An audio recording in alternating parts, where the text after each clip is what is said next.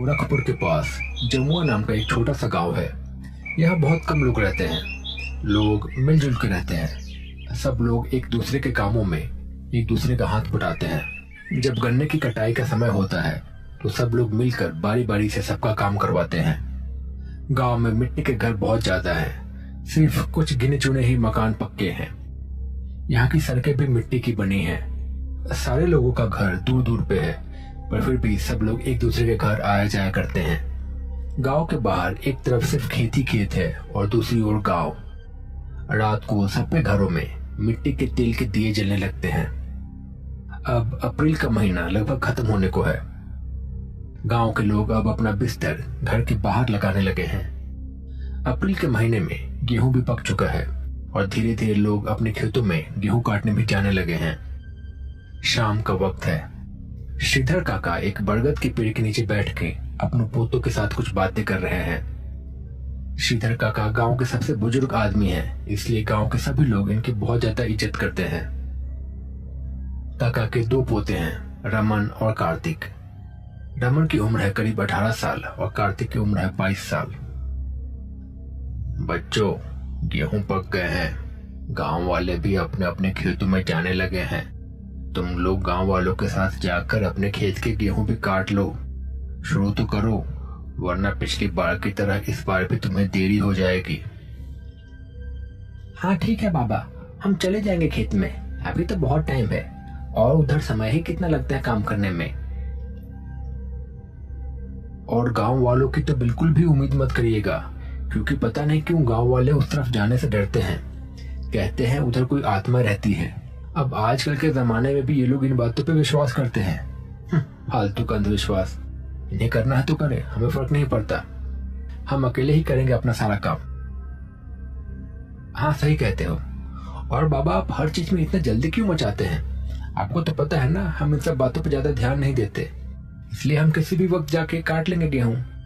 और अब आपकी उम्र हो गई है, अब बस आप आराम कीजिए और हमें काम करने दीजिए। हम सब काम कर लेंगे, आप बस अपना ख्याल रखिए। श्रीधर काका ने मन ही मन में सोचा, तुम लोग आत्माओं पर विश्वास नहीं करते हो क्योंकि तुम लोगों ने इन्हें झेला नहीं है, इन्हें देखा नहीं है।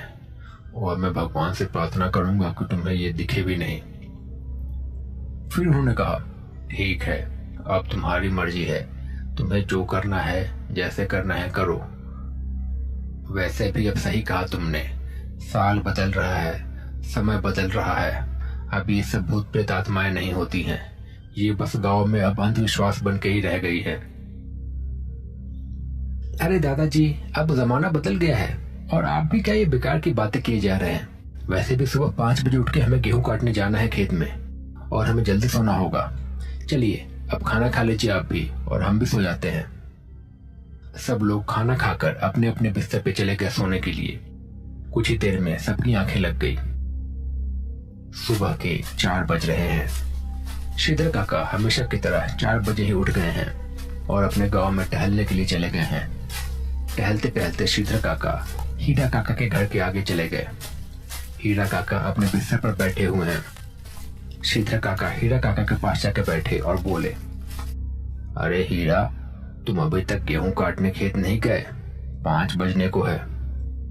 हाँ, अब आपको तो सब पता है श्रीधर भैया कि हमारा खेत कहाँ है, और जो जो आपके साथ हुआ उसके बाद तो सूरज ढलने के बाद और सूरज उगने से पहले कैसे भी नहीं जाऊंगा मैं खेत में। भूल गया क्या आपके साथ क्या हुआ था? मैं कैसे भूल सकता हूँ वो दिन। उस दिन अगर तुम और साहू नहीं आए होते तो आज मैं यहाँ भला बैठे थोड़ी रहता। वैसे तुम ठीक ही कह रहे हो, वहाँ सूरज डूबने के बाद और उगने से पहले जाने का मतलब अपनी जान खतरे में डालना है। पर अब उस बात को बीतते हुए भी तो सालों हो गए हैं, लेकिन फिर भी लगता है जैसे कल की बात हो।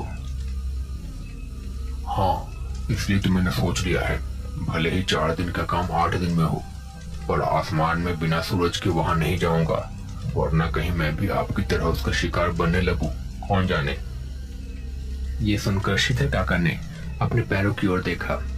वहां उनके पैरों पे एक चोट का निशान था। श्रीधर काका ने कुछ सोच के हीरा काका से कहा, लगता है 5 बज गए हैं, गांव में चहल पहल होने लगी है। लोग अपने अपने भैंसों को चारा डालने लगे हैं। चिड़िया भी बोलने लगी है। चलो फिर अब मैं अपने घर जाता हूँ। इतना कह के श्रीधर काका गांव की पतली पतली गलियों से होके अपने घर पहुंच गए। वहां पहुंचकर उन्होंने देखा कि उनके पोते कहीं जा रहे हैं और वो लोग थोड़ी दूर जा चुके थे, इसलिए श्रीधर काका ने उन्हें आवाज नहीं लगाई और अपनी बहू शांति से कहा, बहू ये दोनों आज इतनी जल्दी उठ के कहाँ जा रहे हैं? तभी अंदर से आवाज आई, अरे पिताजी, ये लोग खेत की ओर जा रहे हैं गेहूं काटने। ये सुन के श्रीधर काका के चेहरे पे चिंता के निशान पड़ गए और उन्होंने डरते हुए खुद से ही कहा, ये लोग इतने सुबह वहां क्यों जा रहे हैं? अभी तो सूरज भी पूरी तरह से आसमान में नहीं निकला। हे भगवान, बस इनकी रक्षा करना।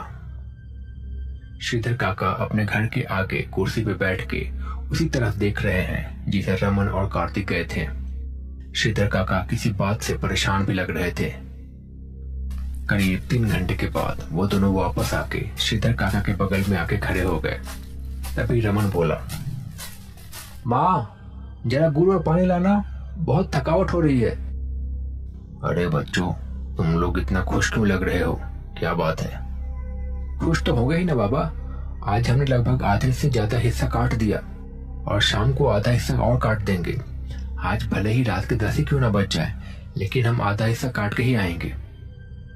ये सुनते ही श्रीधर काका थोड़ा परेशान होते हुए बोले, तुम्हें शाम को वहां जाने की जरूरत नहीं है। तुम दिन में जितना काम करोगे वही काफी है और कोई जल्दबाजी करने की कोई जरूरत नहीं है। अरे बाबा, सिर्फ गेहूं काटने तक ही काम थोड़ी होता है, उसके बाद भी बहुत सारे काम होते हैं ना। करते करते वैसे भी समय लग जाएगा। वैसे भी काम हमें ही करना है, हम जल्दी करें या धीरे आप चिंता मत कीजिए, हम लोग कर लेंगे। इतना कह के रमन घर के अंदर जाने लगा। उसके पीछे कार्तिक भी घर के अंदर जाने लगा। तभी पीछे से श्रीधर काका गुस्से में बोले, मैं कह रहा हूं ना, तुम लोग अंधेरा होने के बाद वहां नहीं जाओगे तो नहीं जाओगे। इतनी सी बात तुम्हें समझ में नहीं आती है? श्रीधर काका ने अपने पोतों से इतने गुस्से में कभी बात नहीं किया था। श्रीधर काका को इतने गुस्से में देख के उन दोनों के होश ही उड़ गए। तभी रमन ने बात को संभालते हुए कहा, ठीक है बाबा, हम नहीं जाएंगे। ये कह के वो दोनों घर के अंदर चले गए। श्रीधर काका ने जब सुना कि वो लोग वहां नहीं जाएंगे तो वो भी थोड़े शांत हुए। कुछ ही देर में शाम हो गई। श्रीधर काका अपने पड़ोसी श्यामलाल के पास बैठे थे। तभी श्यामलाल ने बोला, लेकिन कुछ भी कहो श्रीधर, तुम्हारे दोनों पोते जिद्दी बहुत हैं। आपके उस शमशान वाले खेत में भी सुबह सुबह अकेले ही चले गए थे। मैं तो कहता हूं इन दोनों को थोड़ा संभाल के रखो, वरना अगर ये उसकी नजर में आ गए तो शायद अपनी जान से हाथ धो बैठेंगे। अब क्या कहे श्यामलाल, तुम तो जानते ही हो आजकल के बच्चों को। आज के बच्चे कहाँ इन सब बातों पे भरोसा करते हैं। उन्हें ये सब बस अंधविश्वास लगता है। पर मैंने उन्हें कह दिया है कि वो लोग अंधेरा होने के बाद वहां नहीं जाएंगे। श्रीधर काका की बात सुनकर श्यामलाल थोड़ा हंसते हुए बोला, अरे श्रीधर, तुम्हें क्या लगता है वो लोग तुम्हारी बात मान जाएंगे और आज वहां नहीं जाएंगे? जरा जाके देखो तो वो लोग घर पे है या चले गए। हाँ, तुम ठीक कहते हो। मुझे भी इन पे पूरा भरोसा तो नहीं है। मैं एक बार घर जाकर देख ही लेता हूँ। इतना कह के वहां से उठ के वो अपने घर की ओर आने लगे और उन्होंने अपने पोतों को आवाज लगाई, रमन, कार्तिक, बच्चों जरा इधर आना। श्रीधर काका ने आवाज लगाई पर वहां से कोई भी नहीं आया। घर के अंदर से श्रीधर काका की बहू शांति की आवाज आई, अरे पिताजी, ये दोनों तो श्मशान वाले खेत चले गए हैं। कह रहे थे आज शाम को देर से आएंगे। ये सुनते ही श्रीधर काका की आंखों में एक डर का भाव आ गया। वो चिंता में पड़ गए। वो फिर से अपने घर के आगे कुर्सी लगा के बैठ गए और उसी तरफ देखने लगे जिधर रमन और उसका भाई गए थे। धीरे धीरे अंधेरा होने लगा और रमन और कार्तिक का अभी भी कोई अता पता नहीं था। रमन खेत के पास कुछ काम कर रहा था। तभी उसे लगा जैसे कार्तिक उसे बुला रहा हो। वो उधर जाने लगा। रमन, ओ रमन, रमन। अभी थोड़ी ही दूर वो बढ़ा था कि कार्तिक ने उसे पीछे से बुलाया। अरे रमन, कहाँ जा रहा है उधर? कार्तिक की बात सुनकर रमन को एहसास हुआ कि कार्तिक तो वहां है, तो फिर सामने कौन था? अचानक कुछ ही देर में कार्तिक एक शैतान में बदल गया और जोर जोर से हंसने लगा। वो कार्तिक और रमन की ओर आगे बढ़ने लगा। वो दोनों बहुत ज्यादा डर गए। तभी गांव का एक आदमी लालटेन लेकर उनकी ओर चिल्लाता हुआ आया। लालटेन की आग देख के वो शैतान वहीं हवा में गायब हो गया। इंतजार करते करते रात के करीब 10 बज गए थे। श्रीधर काका उसी रास्ते पे दिख रहे थे जहां से उनके पोते आने वाले थे। कुछ ही देर में श्रीधर काका को वहां एक गांव वाला और उनके दोनों पोते दिखे। श्रीधर काका ने जब उन्हें सामने पाया तो उन्हें राहत की एक सांस आई। जैसे जैसे वो दोनों श्रीधर काका के करीब आ रहे थे, श्रीधर काका उन्हें बहुत ध्यान से देखे जा रहे थे, जैसे वो उनके चेहरे को पढ़ने की कोशिश कर रहे हों। उन्होंने महसूस किया कि इन दोनों के चेहरे पर डर है। वो कुछ बोल पाते तभी गांव वाला बोला, काका, इनके साथ भी वही हुआ है जो सालों पहले आपके साथ हुआ था। श्रीधर काका ने जब ये सुना तो उनकी आंखों में वही दिन एक फिल्म की तरह चलने लगा जो सालों पहले उनके साथ हुआ था।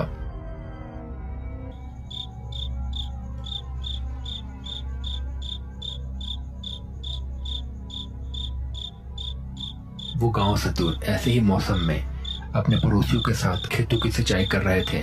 तभी उनमें से एक पड़ोसी ने कहा, श्रीधर तुम यहीं रुको, मैं और हरिया घर से थोड़ा खाना, माचिस और कुछ लकड़ियां लेके आते हैं। तब तक तुम यहाँ ध्यान देना, देखना कि पानी किसी और के खेत पर ना चला जाए। इतना कह के वो दोनों वहां से चले गए और श्रीधर काका अकेले बैठ के कुछ कुछ सोच रहे थे। तभी उन्हें किसी की आवाज आई। आवाज सुन के श्रीधर काका खुद से ही बोले, ये इतनी रात को आवाज किसकी है?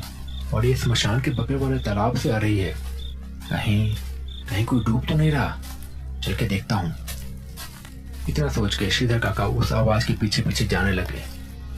कुछ ही देर में वो श्मशान के पास पहुंच गए। वहां उन्होंने एक आदमी को तालाब की ओर बढ़ते देखा। उसे देख के श्रीधर काका बोले, अरे कौन है वहां पे? और वहां क्या कर रहे हो? मरने का इरादा है क्या? चलो बाहर आओ। और वो आदमी तालाब के अंदर चलता ही जा रहा था।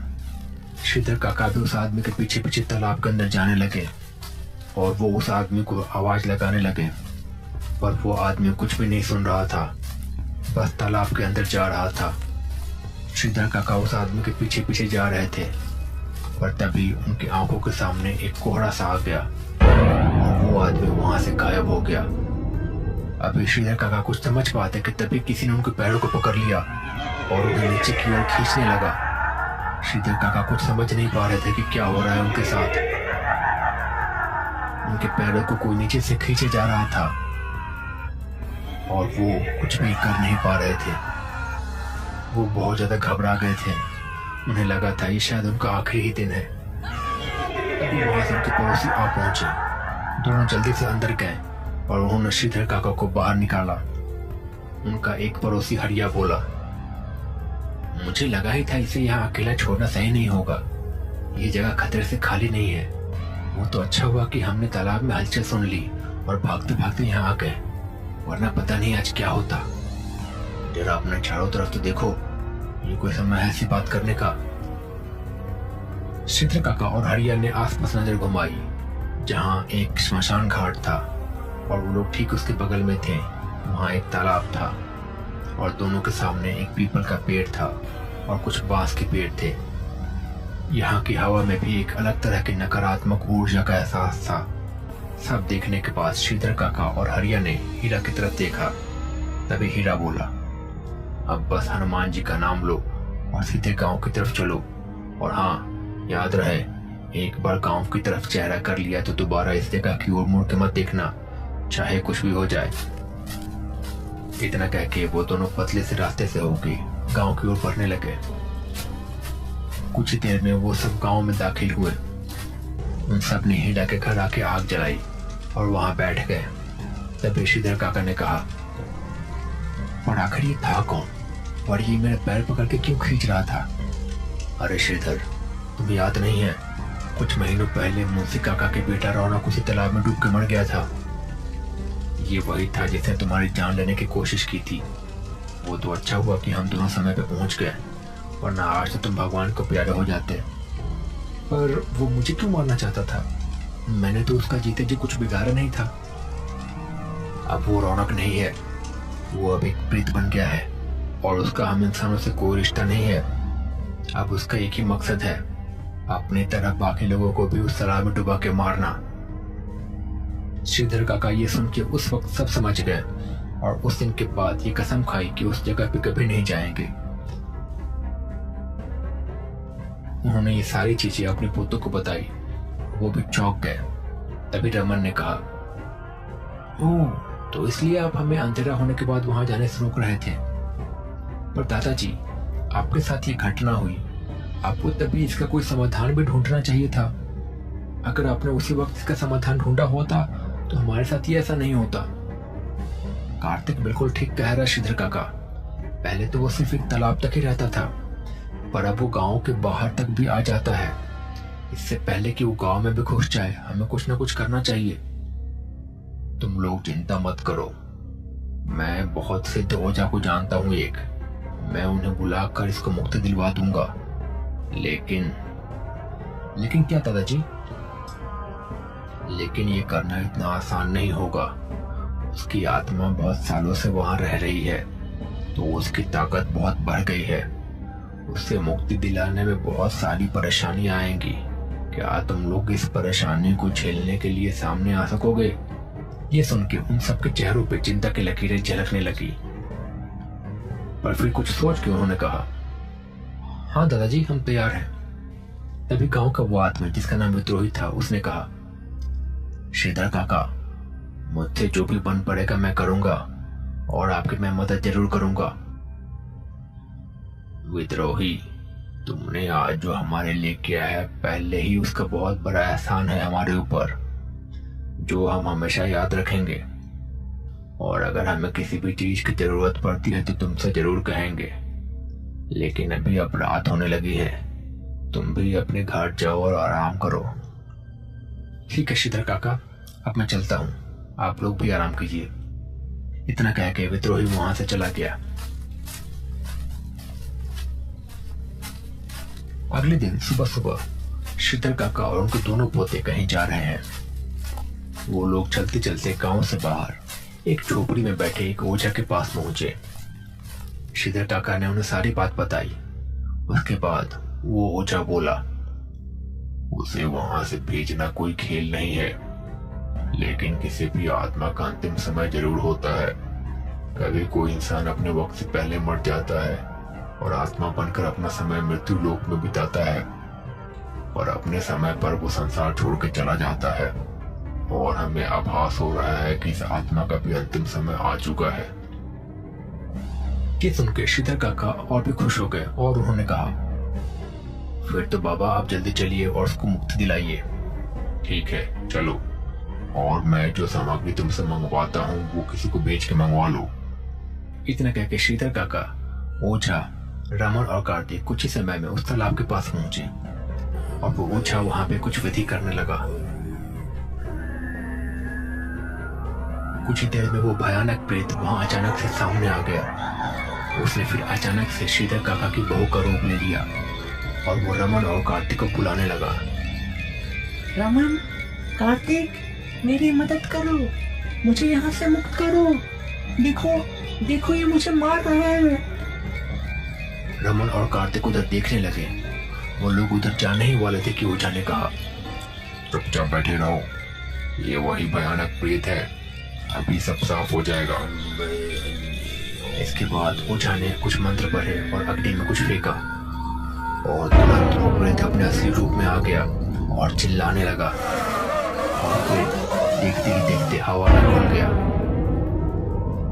कुछ ही देर में ओझा की विधि पूरी हो गई और उसने श्रीधर काका से कहा, हमने तुमसे कहा था ना, इसका अंतिम समय आ गया है। शायद ये अपने जगह तुम्हारे पोतों को लाना चाहता था, इसलिए वो इन्हें मारने की कोशिश कर रहा था।